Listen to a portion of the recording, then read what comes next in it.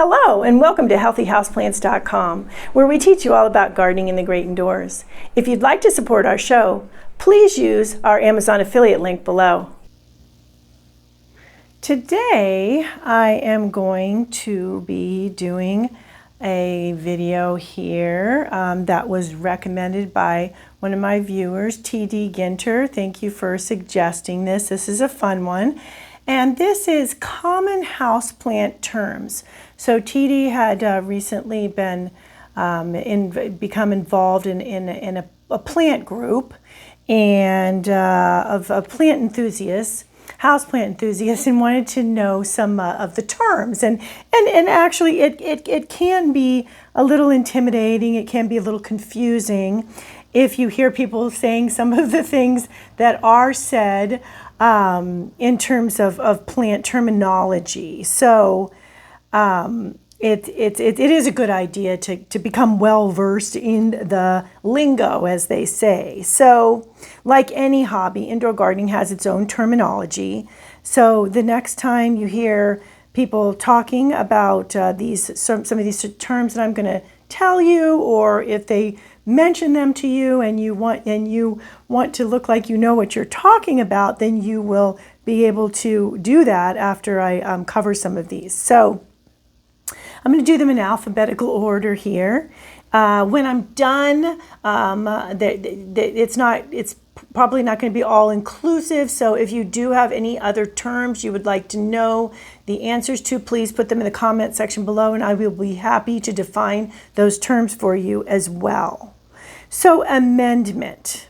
Yes, it is a constitutional proceeding, but this term also refers to organic materials that you add to your potting soil to make it super healthy for your plants so they can set down roots. So such additions include things that I've done videos on, such as worm compost, also peat moss, pumice, which I have a pumice product. I'll put the link below. Pumice is great for drainage. So an amendment is anything that you will amend your soil with, basically change your soil a bit with, and add to your potting soil so that the plants will grow even healthier for you, like some of the plants you see here. Okay, bolt. So that might be what you feel like doing when a really chatty neighbor visits or tries to catch you before you get out of your car and get into your house. But it's actually also a gardening term.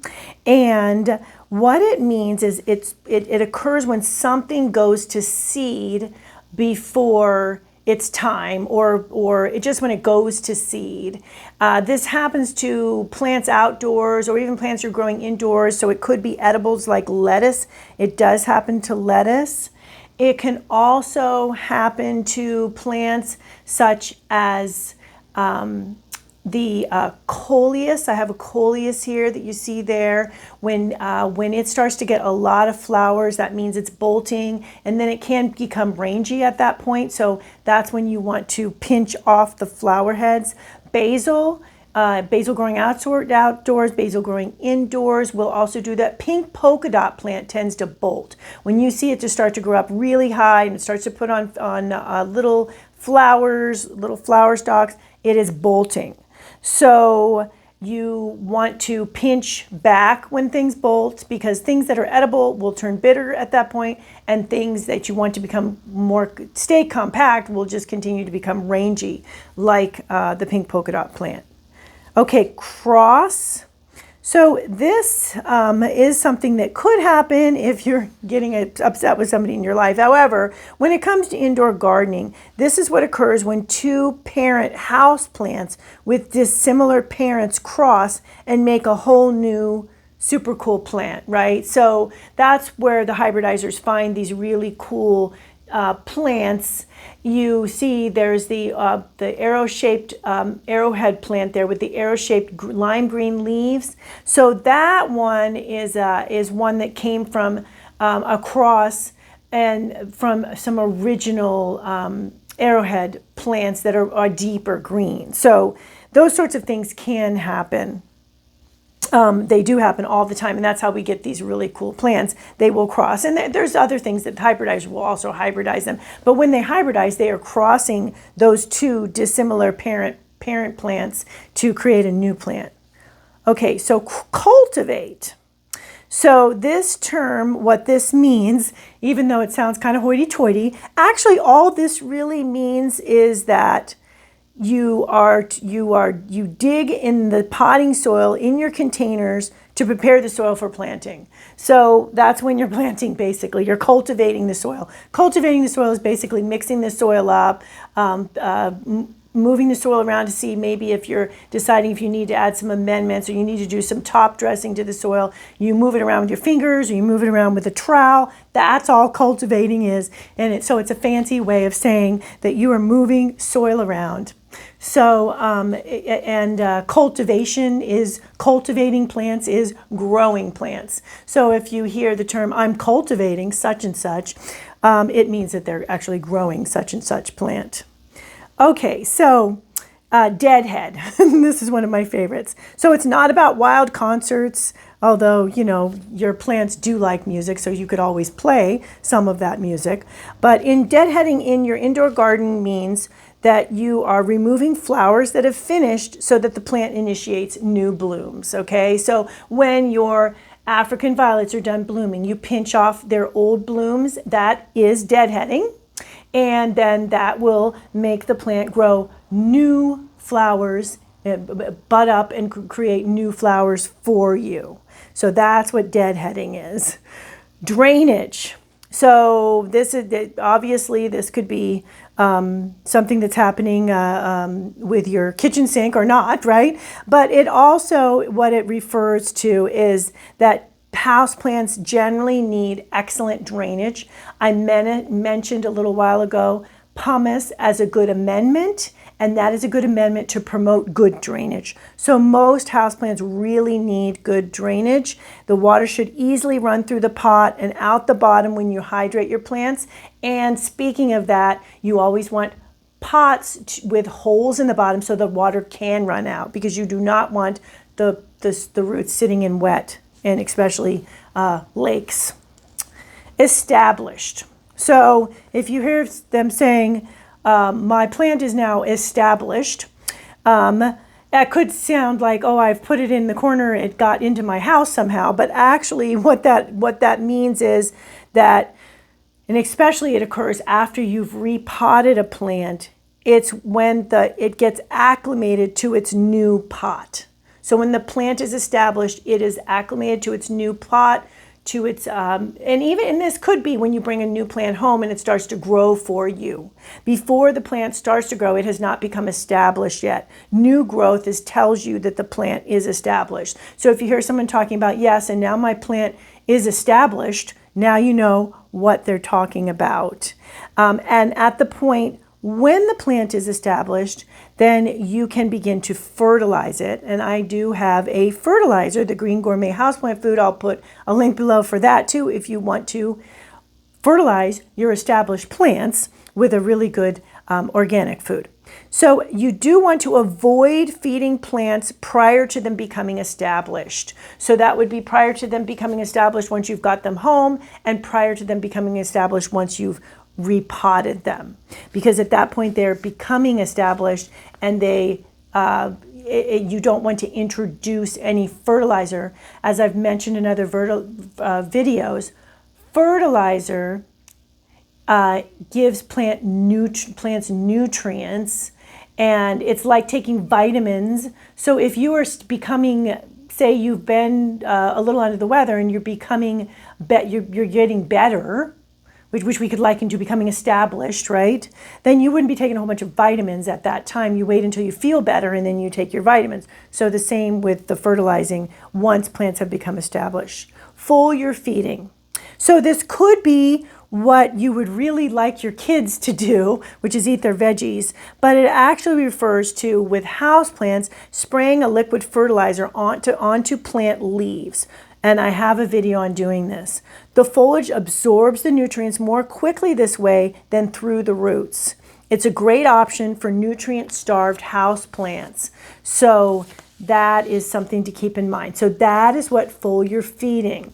So say you're in a chat room or something about plants and someone says, have you tried foliar feeding your plant? Now you know what they're talking about. Force. So this sounds harsh, right? It sounds like, oh wow, we're forcing a plant to do something, which all the plants laugh because they're going to do whatever they want, as you've probably noticed when you're growing them. But what this actually means is to trick bulbs like paper white narcissus, and which I have a video on doing, and amaryllis, which I have a video on doing, and it tricks them to bloom indoors during the winter months. So really, instead of force, we should be calling this tricking, because what's happening is, because you're growing these bulbs indoors, and there's a few other bulbs you can do indoors as well, but those two are really easy to do, the paper white narcissus and the amaryllis, which is why I mentioned them. So they think in your warm indoor climate that it's spring, so they start to grow out of season. So by that I mean you're tricking, but it is called forcing. So that is the general common term. Hydrated. This is when you can hear your houseplants sigh with relief as you water following a dry spell. On a well-hydrated plant, leaves are buoyant, they're full of moisture. You can tell by looking at the plant that it's full of moisture. There is a point where the plant starts to list just a little bit, starts to droop just a tiny bit. That is right before it needs to be hydrated. So once you hydrate it, then the plant becomes very happy again. You'll see I have to the very right there a peace lily. They are well known for being very droopy, and then if you forget to water them, which isn't a good idea, but they will survive, and then you re-water them, and they become buoyant and full and hydrated. So hydrated. Okay, so next word, leach. And I do have a video on leaching. This isn't your cousin who's always borrowing money. It could be, but in houseplant terminology, leaching refers to running water through the plant pot to rid the soil of unhealthy elements like salt and fertilizer buildup. This is a really good idea when you bring a new plant home to rinse out whatever they've put in there, especially like the chemical fertilizers and chemicals to control different diseases and things. You want to get that flushed through. So basically, flushing is leaching is flushing. After you leach, then you want to do a good fertilizing with a good organic fertilizer. As mentioned, I do have a video on how to leach. Pinch back. So that is another one, kind of like forcing, that sounds kind of nasty, but this term simply means to nip off shoots on plants to stimulate side branching and growth.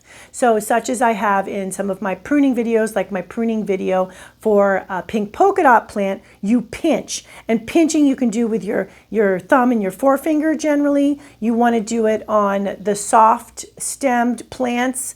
Harder stem plants, you're going to need to get out the pruners, but pinching creates a fuller, bushier plant. It's a good idea to pinch back indoor grown herbs, for instance, so they don't bolt, which we've already covered. Okay, potting up. So this might sound like an activity that, is that other activity, which it is, but it actually also refers to repotting your house plants, aka changing their digs, changing their pot, changing their soil. So that's what potting up is. So when you hear people say, I'm going to be potting up tonight, it very well could be that they and their houseplants are going to be potting up. Set down roots. Yes, this is what happens when you settle down in a particular geographic area. It's also a term that happens for houseplants when houseplant roots settle into healthy soil when you repot them. When they've set down roots, they are, yes, you're right, established. So after they set down roots, after a plant has set down roots, it has become established. Sucker. So P.T. Barnum was right. Suckers are born every minute, and sometimes it's in your houseplant. So suckers are sprouts that come from the rootstock of plants. That is below the grafted part of the plant. It's going to be down below. You're going to see a bulge in the top of the plant, and then you're going to see these growths coming from the bottom, like down in the soil. You want to remove suckers at their base as soon as you see them because they suck energy from the plant. They're common when you grow fruit trees indoors, okay? So they're not common on all plants. What they are common on is plants that have been grafted. So what that means is the growers, hybridizers have put a certain plant onto a different rootstock. So you don't want the suckers coming from below, which means that they aren't on the grafted union because they aren't going to be grow true to form. This is something that happens with roses as well. So when you're growing indoor miniature roses, you want to see, not all miniature roses, some are planted directly in the soil, but if you do have one that has a grafted part, that, like I said, it's a bulbulous part where you see the growth coming out of and you start to see stuff growing from underneath in the soil, then you want to cut out the ones growing around that.